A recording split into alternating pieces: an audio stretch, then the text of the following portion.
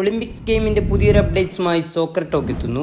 Olympics ഗെയിമിൻ്റെ ഫൈനലിലേക്കാണ് ഇനി ലോകം ഉറ്റുനോക്കുന്നത്. 2 യൂറോപ്യൻ വമ്പന്മാരാണ് ഫൈനലിൽ കൊമ്പ് കോർക്കുക.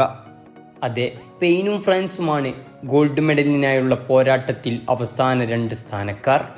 പക്ഷേ അതിനു മുൻപ് ഈജിപ്തും മൊറോക്കോയും തമ്മിലുള്ള മത്സരമുണ്ട്. 3-ാം സ്ഥാനക്കാരനാവാനാണ് അവരിറങ്ങുന്നത്. അതെ, സെമിയിൽ തോറ്റവർക്ക് 3-ലെങ്കിലും ഇടം നേടാൻ ഈ വിജയം അനിവാര്യമാണ്.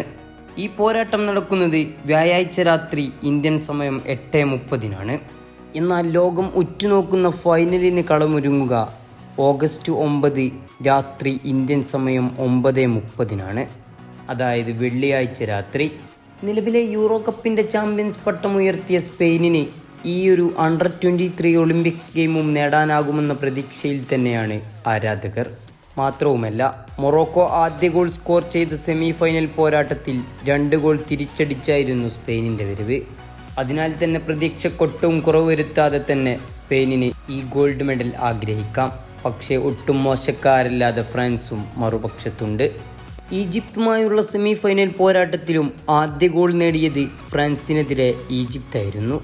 പിന്നീട് ഒരു 1.5 തിരിച്ചുവരവായിരുന്നു ഫ്രാൻസിൻ്റെ ഭാഗത്തു നിന്നുണ്ടായത്.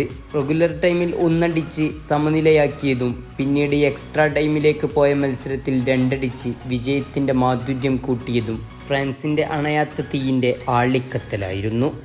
അതിനാൽ ഒരു വമ്പൻ പോരാട്ടം തന്നെ, വമ്പൻ യൂറോപ്യൻസിൻ്റെ പോരാട്ടം തന്നെ ഒളിമ്പിക്സ് ഗെയിമിൻ്റെ ഫൈനലിൽ കാണാം.